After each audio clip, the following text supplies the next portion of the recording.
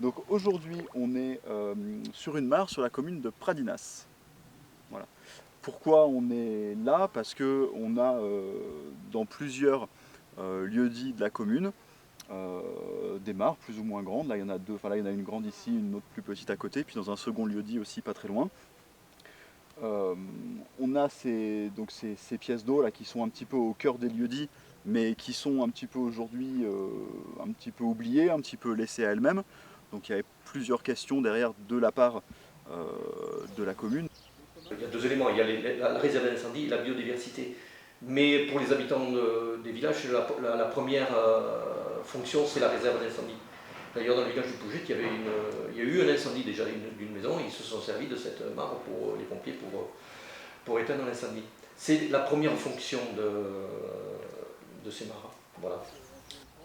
Bah, qu'est-ce qu'on en fait? Est-ce qu'on les met en valeur? Est-ce que derrière il y a des intérêts en termes de biodiversité, des enjeux de conservation particuliers?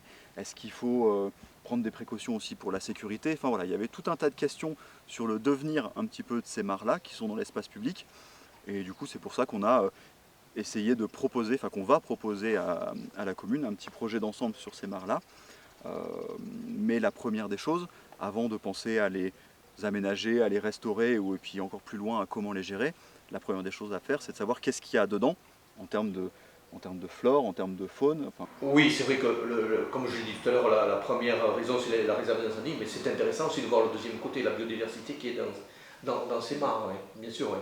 Ce qui est intéressant, c'est que les pages vieurs nous fassent un inventaire qui est actuellement en cours sur ces deux mares. Voilà. Ouais. Parce que c'est à partir de là qu'on pourra, nous, conseil municipal, avec mes conseillers, élaborer un projet sur la continuité de ces mares et sur l'avenir de ces mares. et puis derrière, voilà, être capable de cibler quels sont les enjeux de conservation sur ces mares-là. Voilà. Et lui, il a une dégaine particulière et puis il n'a pas de toute façon. Frilosité sur totalité de S2, il Non, l'a pas du tout. non. Ok. On part sur le vie. Nestes virens, je pense. C'est bon, l'ordre du G. Attends, c'est quoi ça? Ça. Mais c'est une femme, c'est thorax femelle, attention. Ouais. Donc, Tu vois, il a les yeux bleus en plus. ouais. Arrière de la tête jaunâtre, c'est ça. Allez, vendu. Alors, toutes les mares en fait sont intéressantes en termes de biodiversité parce que bien souvent on a ces milieux, ces petites pièces d'eau en fait qui sont pas forcément à proximité immédiate des cours d'eau. Donc ça fait plein de petits milieux aquatiques qui maillent le territoire et qui du coup permettent d'avoir en fait, une continuité pour les espèces aquatiques, les amphibiens, les odonates, enfin, donc les libellules, et puis aussi la flore inféodée à ces milieux-là. Donc du coup, voilà, c'est pour ça que c'est important. Après, on peut avoir des espèces rares, menacées, protégées, enfin, donc avec un fort enjeu, mais c'est pas forcément une obligation.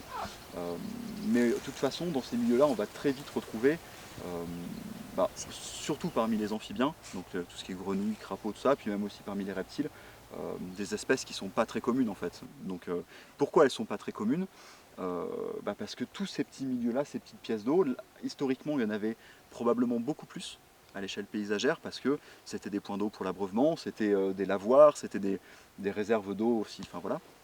Et en fait, avec le progrès et puis la transformation des systèmes agricoles et puis du paysage dans son ensemble, il y en a beaucoup qui ont disparu en fait, soit par manque d'entretien, qui ont été délaissés, qui ont été comblés. Donc aujourd'hui, elles sont devenues assez rares, alors qu'hier elles étaient très répandues. Donc voilà, c'est d'autant plus intéressant de les maintenir pour garder voilà, ce maillage à l'échelle paysagère.